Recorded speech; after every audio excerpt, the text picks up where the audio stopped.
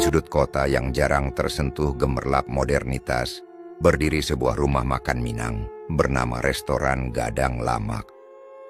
Dari luar, tempat itu tampak biasa, sebuah bangunan sederhana dengan pelang kuning yang mulai pudar, dihiasi lampu neon, berkedip-kedip yang menciptakan suasana suram saat malam tiba.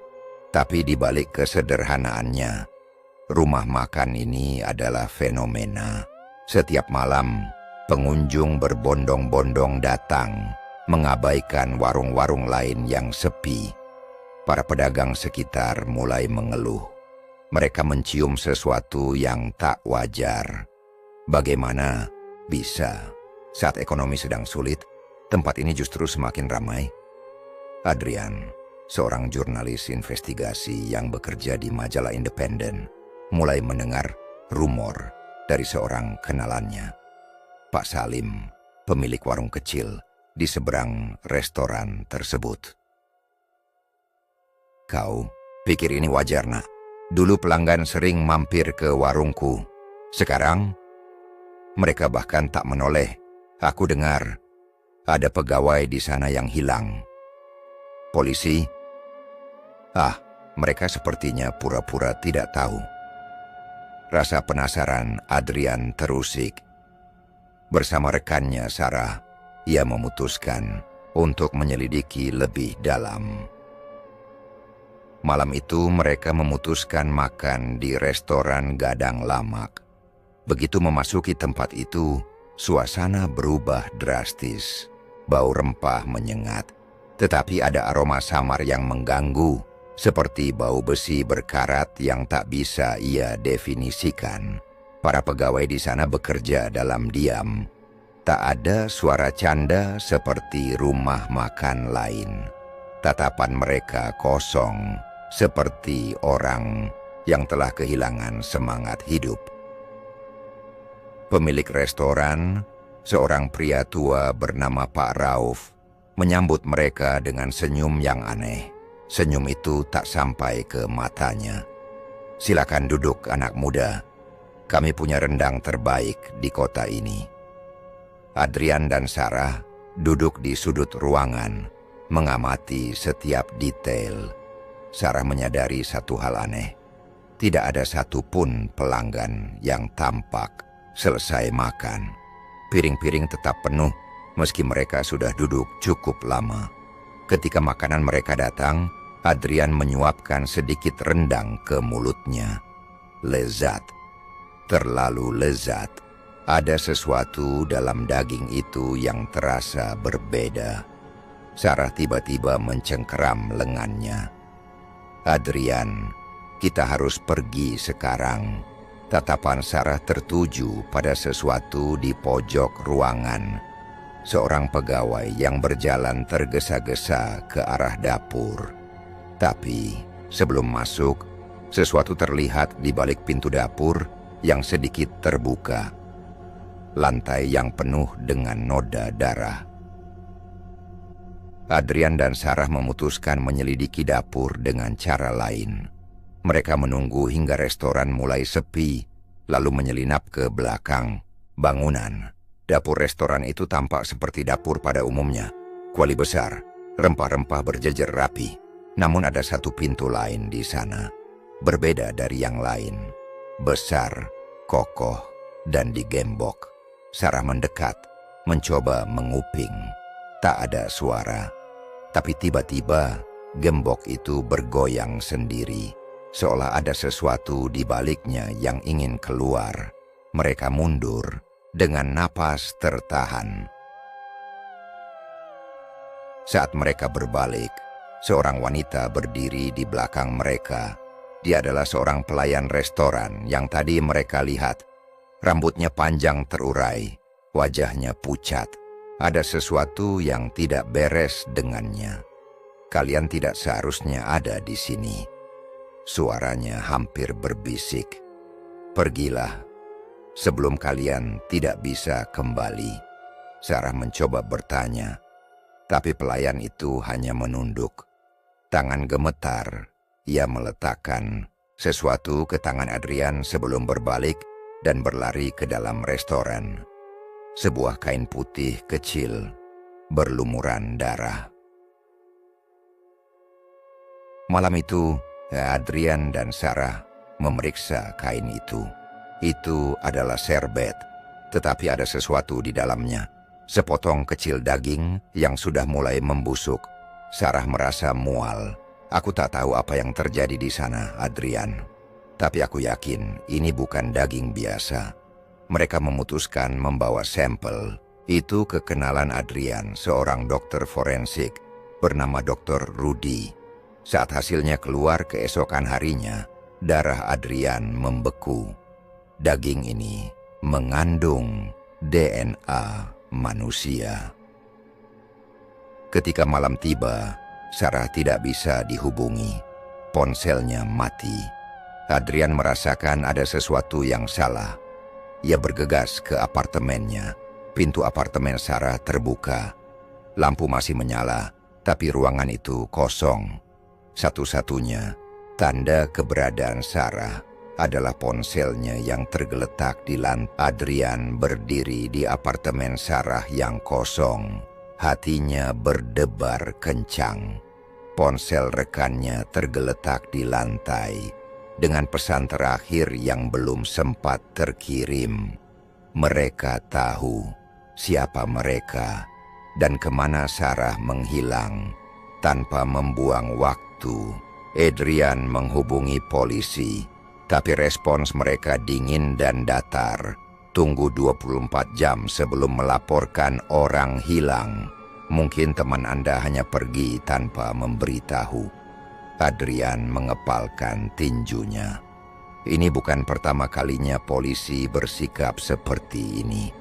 Seolah-olah ada sesuatu yang membuat mereka memilih menutup mata. Pikirannya berputar cepat. Satu-satunya petunjuk yang dimilikinya adalah restoran itu.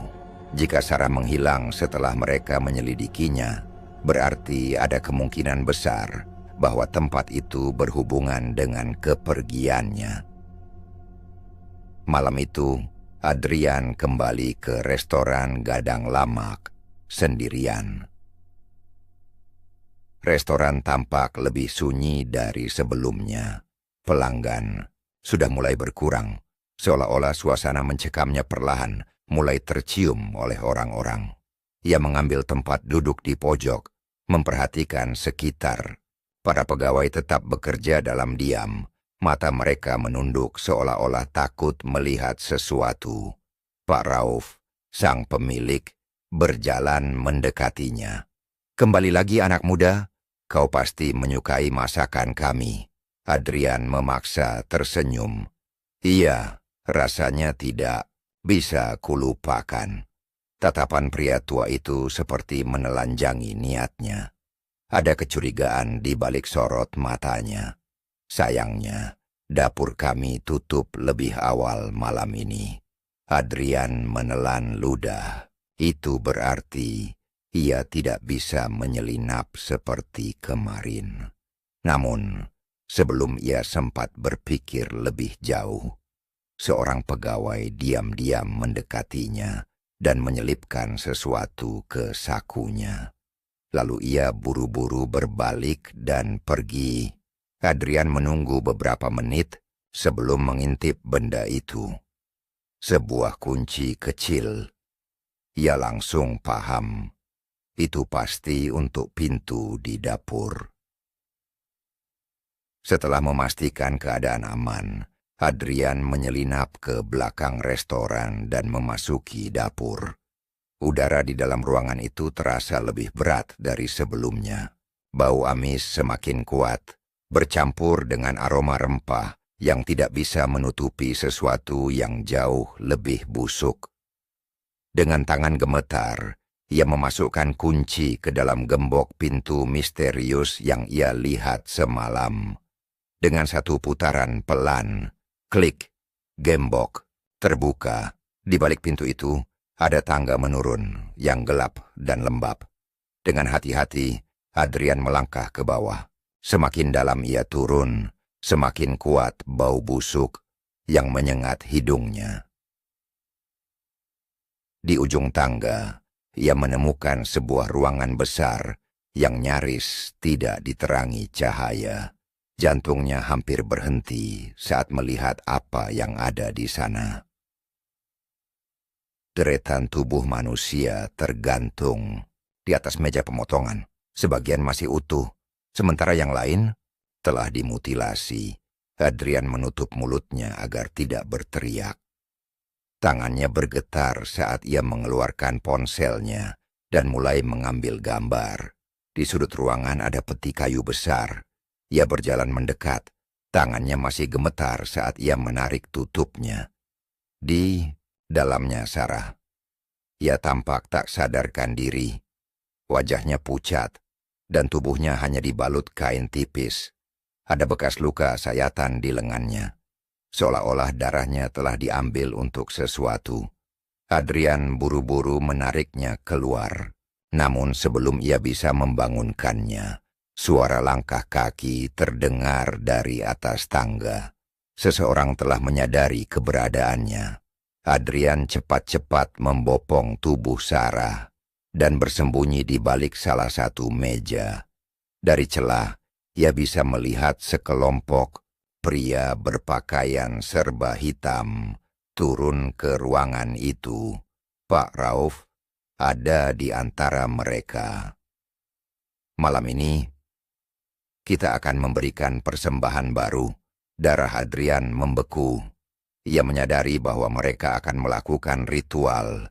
Seorang pria lain mendorong seorang pegawai restoran ke depan. Pemuda itu tampak ketakutan. Tubuhnya gemetar hebat. Kaku mohon, saya tidak ingin mati. Pak Rauf tidak menunjukkan belas kasihan. Ia mengeluarkan sebilah pisau besar dan menyeringai. Pesugihan butuh tumbal, anak muda. Kau sudah bekerja cukup lama di sini. Saatnya membayar lunas. Dengan satu tebasan cepat, darah menyembur ke lantai. Adrian menahan napas, matanya membelalak, melihat pemandangan mengerikan itu. Tapi ia tidak bisa tinggal diam lebih lama. Sarah mulai sadar, dan tubuhnya bergerak sedikit, menimbulkan suara gesekan kain di lantai. Pak Rauf menoleh. Siapa di sana? Adrian tahu mereka tidak punya waktu. Ia segera menarik Sarah dan berlari menuju tangga. Para pria berpakaian hitam mengejar mereka. Saat mencapai dapur, Adrian menyambar salah satu panci besar yang berisi minyak panas dan melemparkannya ke arah pengejar mereka. Jeritan terdengar ketika minyak menyiram kulit mereka. Mereka berhasil keluar dari restoran, tapi pengejaran belum berakhir. Pak Rauf, meskipun sudah tua, bergerak dengan kecepatan yang tidak wajar. Seolah-olah ada sesuatu yang lebih dari manusia dalam dirinya. Adrian dan Sarah terus berlari, tapi langkah Pak Rauf semakin dekat. Hingga tiba-tiba, brak, sebuah mobil melaju kencang dan menabrak pria itu dengan keras. Adrian menoleh. Orang yang mengendarai mobil itu adalah Pak Salim. Masuk, cepat. Tanpa pikir panjang, Adrian dan Sarah melompat ke dalam mobil. Saat mereka melaju pergi, Adrian menoleh ke belakang. Pak Rauf masih hidup. Meski tubuhnya hancur akibat tabrakan, ia tetap bergerak. Matanya bersinar merah dalam kegelapan. Ia tersenyum dan berkata dengan suara yang terdengar, seperti berasal dari dalam neraka, ini belum berakhir. Mobil melaju kencang menembus jalanan. Malam yang sepi. Pak Salim, pria tua yang tadi menabrak Pak Rauf, menggenggam kemudi dengan erat, napasnya tersengal. Di kursi belakang, Adrian masih mencoba membangunkan Sarah sepenuhnya. Tubuhnya lemah, wajahnya pucat, dan tangannya dingin. Luka di lengannya masih mengeluarkan darah tipis, meski tidak fatal. Kita harus ke rumah sakit, kata Adrian panik. Pak Salim menggeleng. Tidak, Kita harus menjauh dari sini dulu. Rumah sakit bisa jadi tempat pertama yang mereka cari. Adrian menggigit bibirnya. Frustasi. Tapi ia tahu pria tua itu ada benarnya. Mereka siapa, Pak? Apa Bapak tahu tentang ini? Pak Salim diam sejenak. Lalu ia menghela napas berat. Restoran itu sudah berdiri lebih dari 30 tahun. Sejak dulu, selalu ada rumor aneh tentangnya. Pegawai yang menghilang, pelanggan yang tiba-tiba sakit, atau tidak pernah terlihat lagi. Aku tahu ada yang salah, tapi aku tidak bisa membuktikan apapun. Adrian masih belum bisa menghapus bayangan mayat-mayat yang tergantung di ruangan bawah tanah restoran itu. Sarah akhirnya mengeluarkan suara, lirih, tapi penuh ketakutan. Adrian, mereka mengambil darahku. Adrian menatapnya tajam. Apa maksudmu? Sarah menelan ludah, mencoba mengumpulkan kekuatan. Aku tidak ingat semuanya, tapi aku merasa tubuhku semakin lemas. Dan ada sesuatu yang mereka bisikkan tentang kutukan darah. Pak Salim mengerem mendadak. Apa kau bilang? Kutukan darah? Sarah mengangguk. Pak Salim mengusap wajahnya dengan kasar. Astaga, mereka telah menandaimu. Mereka berhenti di sebuah rumah kosong di pinggir kota. Pak Salim menyalakan lampu minyak dan duduk di kursi kayu reyot. Dengar, pesugihan seperti itu tidak hanya butuh tumbal. Ada beberapa korban yang mereka tandai secara khusus. Adrian menatap pria tua itu dengan curiga. Tandai? Untuk apa? Pak Salim menghela napas berat. Ada dua jenis korban dalam ritual seperti ini. Pertama, mereka yang dijadikan tumbal langsung, seperti yang kau lihat di ruang bawah tanah itu. Kedua, mereka yang darahnya digunakan untuk memperpanjang ritual. Sarah memegang lengannya yang terluka. Jadi, mereka akan mencariku lagi? Pak Salim mengangguk pelan. Dan bukan hanya itu. Kau mungkin sudah mulai merasakan efeknya. Sarah mulai menggigil, napasnya berat, keringat dingin membasahi dahinya. Aku merasa aneh, Adrian. Aku mendengar suara-suara.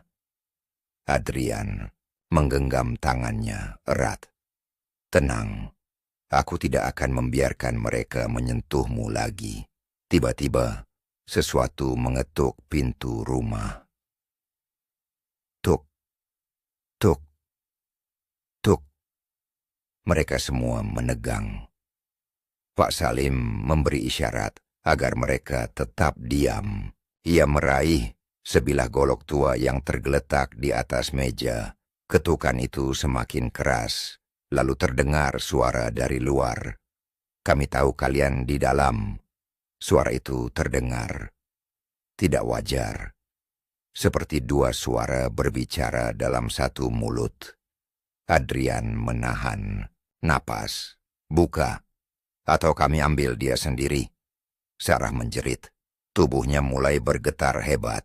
Sesuatu di bawah kulitnya bergerak. Seolah ada sesuatu yang merayap dalam darahnya sendiri. Pak Salim melangkah maju dan tanpa ragu menebaskan goloknya ke arah pintu. Pintu itu pecah, tapi di luar tidak ada siapa-siapa. Hanya udara malam yang dingin dan hening. Tapi saat Adrian menatap tanah di depan rumah, jantungnya hampir berhenti. Di sana tertulis dengan darahnya sudah milik kami. Malam semakin larut. Sarah terbaring di lantai, tubuhnya lemah. Adrian mengompres dahinya, tapi keadaannya semakin buruk. Pak Salim mondar-mandir gelisah. Kita harus melakukan sesuatu sebelum ritual mereka sempurna. Kalau tidak, Adrian menatapnya tajam. Kalau tidak apa, Pak Salim menatap Sarah dengan raut muram. Dia akan berubah menjadi bagian dari mereka. Adrian mencengkeram kerah baju pria tua itu. Jangan bicara omong kosong. Sarah bukan salah satu dari mereka. Tapi sebelum Pak Salim bisa menjawab, sesuatu yang tak terduga terjadi. Sarah membuka matanya, tapi bukan lagi mata yang Adrian kenal. Mata itu kini hitam pekat, dengan garis merah menyala di tengahnya. Ia tersenyum, dengan senyum yang bukan miliknya. Adrian, suaranya bergetar antara milik Sarah dan sesuatu yang lain. Mereka ada di sini. Tiba-tiba, rumah itu bergetar hebat. Lampu minyak padam meninggalkan mereka dalam kegelapan. Adrian meraih senter dari tasnya dan menyorot ke arah Sarah. Tapi yang ia lihat membuat darahnya membeku. Sarah kini berdiri. Tubuhnya lebih tinggi dari sebelumnya. Kulitnya mulai menghitam dan tangannya menegang seperti cakar. Dari luar rumah terdengar tawa mengerikan. Sudah terlambat, Nak. Pak Salim berbisik, suaranya penuh ketakutan. Dia sudah menjadi bagian dari mereka. Adrian mundur. Perlahan, tak percaya. Tidak, ini tidak mungkin. Sarah melangkah maju, senyumannya semakin lebar, dan berkata dengan suara yang kini sepenuhnya milik sesuatu yang lain. Aku lapar. Adrian berdiri kaku, tubuhnya gemetar. Di hadapannya Sarah telah berubah menjadi sesuatu yang bukan manusia lagi. Mata hitam pekatnya menatap tajam, senyum lebar menyeringai di wajahnya. Pak Salim menggenggam goloknya lebih erat, tapi tangannya juga bergetar. Sarah, suara Adrian lirih. Berharap masih ada kesadaran di dalam dirinya. Sarah tertawa pelan, suaranya bergetar aneh, seolah ada dua suara berbicara bersamaan. Aku lapar, Adrian. Sangat lapar. Tiba-tiba, tubuhnya bergerak cepat. Terlalu cepat untuk ukuran manusia. Dalam sekejap, ia sudah berada tepat di depan Adrian. Adrian terpental ke belakang saat Sarah mencengkeram kerah bajunya. Tubuhnya lebih kuat, lebih dingin, lebih asing. Darahmu. Rasanya pasti lezat. Ia membuka mulutnya lebar, seolah ingin menggigit Adrian. Namun sebelum ia sempat melakukannya, Pak Salim menebaskan goloknya ke arah lengannya. Sarah berteriak, kesakitan. Terdengar seperti suara wanita dan makhluk lain yang saling bertumpuk.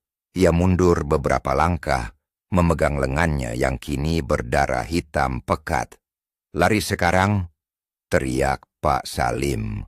Tanpa berpikir panjang, Adrian bangkit dan berlari keluar rumah. Pak Salim mengikutinya, menutup pintu dengan cepat dan menguncinya. Dari dalam terdengar suara mengerikan. Sarah tertawa, atau lebih tepatnya, sesuatu di dalam dirinya yang tertawa. Kalian pikir bisa lari? Tiba-tiba, seluruh rumah bergetar. Pintu yang baru saja dikunci itu mulai bergerak sendiri. Dinding-dinding rumah menghitam seperti diselimuti bayangan. Dia membuka pintu ke dunia mereka. Pak Salim berbisik, wajahnya penuh ketakutan. Adrian menatapnya. Dunia mereka, dunia tempat iblis itu berasal. Kita harus menutupnya, atau semuanya akan berakhir. Mereka tidak bisa pergi begitu saja. Sarah, atau sesuatu yang telah menjadi dirinya, adalah kunci ritual pesugihan itu. Jika mereka tidak menghentikannya sekarang, maka kutukan ini tidak hanya akan menghancurkan Sarah, tetapi juga akan merenggut lebih banyak nyawa. Pak Salim membawa Adrian ke sebuah gudang tua di belakang rumah. Ia mengeluarkan sebuah peti kayu yang sudah berdebu dan membukanya. Di dalamnya terdapat berbagai benda ritual aneh. Jimat-jimat tua, pisau dengan ukiran kuno, dan sebuah buku yang sudah menguning dimakan. Usia, Dartul, ia mengambil buku itu dan mulai membacanya dengan cepat. Ada cara untuk menutup pintu itu, tapi kita harus melakukannya sebelum ritual mereka selesai. Dan untuk itu, mereka kembali ke rumah perlahan. Namun saat mereka membuka pintu, rumah itu sudah berubah. Dindingnya kini seperti daging hidup, berdenyut perlahan. Lantainya dipenuhi darah yang merembes seperti lumpur. Di tengah ruangan Sarah berdiri dengan tubuh yang kini sepenuhnya berubah. Kulitnya menghitam dengan urat-urat merah menyala, matanya benar-benar kosong. Di belakangnya, sebuah portal berwarna merah darah terbuka, berputar perlahan seperti lubang neraka. Terdengar suara-suara aneh dari dalamnya. Jeritan, tawa, bisikan yang tidak bisa dipahami. Sarah menatap Adrian dan menyeringai. Kau datang kembali. Untukku, Adrian menggenggam pisau ritual yang diberikan Pak Salim. Aku datang untuk membawamu kembali, Sarah. Sarah tertawa. Suara itu terdengar seperti berasal dari makhluk yang tidak seharusnya ada di dunia ini. Aku sudah menjadi bagian dari mereka. Dan sebentar lagi, kau juga. Tiba-tiba, bayangan hitam merayap dari lantai, mencengkeram kaki Adrian dan Pak Salim. Mereka berdua tersentak. Tubuh mereka ditarik ke arah portal merah itu. Adrian berusaha meronta, tapi kekuatan bayangan itu terlalu kuat. Tidak, tidak. Sarah, hentikan ini. Sesaat, mata Sarah tampak berubah. Ada sesuatu di dalamnya, seperti kesadaran yang berusaha melawan. Adrian melihat itu. Ia menggenggam pisau ritualnya, erat-erat dan berteriak. Lawan mereka, Sarah, kau masih bisa kembali. Sarah terdiam. Tubuhnya gemetar, bayangan di sekitarnya mulai goyah. Adrian. Suaranya berubah kembali. Sekilas, ia terlihat seperti dirinya yang dulu. Pak Salim melihat kesempatan itu. Ia menghunus pisau ritual dan berlari ke arah Sarah. Maafkan aku, nak. Ini satu-satunya cara. Adrian berteriak. Jangan, tapi terlambat. Pak Salim menusukkan pisau itu tepat ke jantung Sarah. Mata Sarah membelalak, bayangan hitam menghilang seketika. Portal merah di belakangnya mulai bergetar, lalu perlahan menghilang. Sarah terhuyung, darah hitam mengalir dari mulutnya. Ia menatap Adrian, matanya kini kembali menjadi mata gadis yang ia kenal. Adrian. Aku takut. Adrian menangkap tubuhnya sebelum ia jatuh ke lantai. Kau akan baik-baik saja. Kita bisa selamat dari ini. Kita bisa. Sarah tersenyum lemah. Aku tidak bisa. Aku sudah terlalu jauh. Tangannya menyentuh pipi Adrian. Perlahan, sebelum akhirnya tubuhnya melemas. Matanya tertutup, dan ia berhenti bernapas. Adrian hanya bisa menatapnya. Air matanya jatuh ke wajah Sarah yang kini pucat. Pak Salim menunduk dalam. Aku tidak punya pilihan lain. Adrian tidak bisa berkata apa-apa. Sarah telah pergi, tapi setidaknya pintu ke dunia mereka sudah tertutup.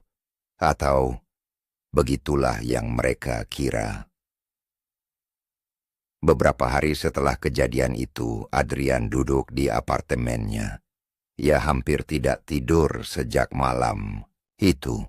Polisi akhirnya menggerebek restoran Gadang Lamak setelah Adrian menyerahkan bukti yang ia rekam di ponselnya. Mereka menemukan mayat-mayat di ruang bawah tanah, tapi tubuh Pak Rauf tidak pernah ditemukan. Restoran itu ditutup, tapi Adrian merasa semuanya belum selesai. Setiap malam, ia merasa ada yang mengawasinya. Suatu malam, ia berdiri di depan cermin kamar mandi. Ia mencuci wajahnya, mencoba menenangkan pikirannya. Namun saat ia mengangkat kepalanya kembali, di cermin, ia melihat bayangan seseorang berdiri di belakangnya. Seseorang yang seharusnya sudah mati. Sarah. Ia tersenyum. Adrian terjatuh ke lantai kamar mandi. Napasnya tersengal. Cermin yang baru saja pecah meninggalkan retakan panjang di dinding. Serpihannya berserakan di ubin. Namun, bukan itu yang membuat tubuhnya gemetar. Ia baru saja melihat Sarah. Sarah yang seharusnya sudah mati. Matanya yang hitam pekat dan senyumnya yang menyeringai masih jelas terukir di kepalanya. Adrian merangkak mundur, pikirannya kacau. Ia mencoba meyakinkan dirinya bahwa itu hanya ilusi, efek dari trauma yang masih menghantuinya. Namun saat ia menoleh ke tempat tidur, tubuhnya menegang. Ada jejak darah di spray, darah yang masih segar. Sebuah bisikan terdengar di telinganya. "Aku masih lapar, Adrian." Adrian berteriak dan langsung meraih pisau yang ia simpan di laci. Ia mengacungkan senjata itu ke udara, siap menyerang. Tapi tidak ada siapa-siapa, hanya keheningan yang mencekam. Ia menyadari satu hal yang lebih menakutkan dari semuanya. Sarah tidak mati, atau lebih tepatnya, sesuatu telah mengambil alih dirinya. Adrian tidak bisa tinggal diam. Ia segera menghubungi Pak Salim, satu-satunya orang yang mungkin bisa menjelaskan apa yang sebenarnya terjadi. Namun panggilannya hanya dijawab oleh suara statis. Lalu terdengar suara napas berat dari seberang. "Pak Salim." Tidak ada jawaban, hanya suara langkah kaki pelan. Lalu terdengar suara berbisik, "Adrian, aku lapar." Adrian langsung mematikan teleponnya.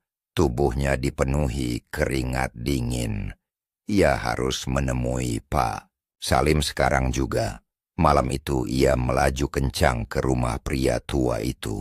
Namun begitu tiba di sana, ia langsung merasakan ada yang salah. Pintu rumah Pak Salim terbuka sedikit. Lampu di dalam redup berkedip-kedip seperti ada gangguan listrik. Adrian melangkah masuk dengan hati-hati. Pisau masih tergenggam erat di tangannya. "Pak Salim."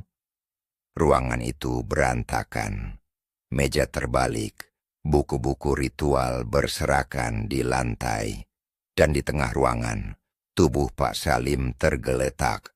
Dengan matanya yang dicungkil keluar, Adrian tersentak mundur. Dadanya berdegup kencang. Di dinding tertulis sesuatu dengan darah. Pintu telah terbuka. Adrian mundur. Tubuhnya gemetar. Ia harus keluar dari sini. Namun sebelum ia bisa berbalik, sesuatu muncul dari kegelapan. Sarah, atau sesuatu yang menyerupai Sarah. Kulitnya semakin menghitam, urat-urat merah menyala terlihat di bawah kulitnya.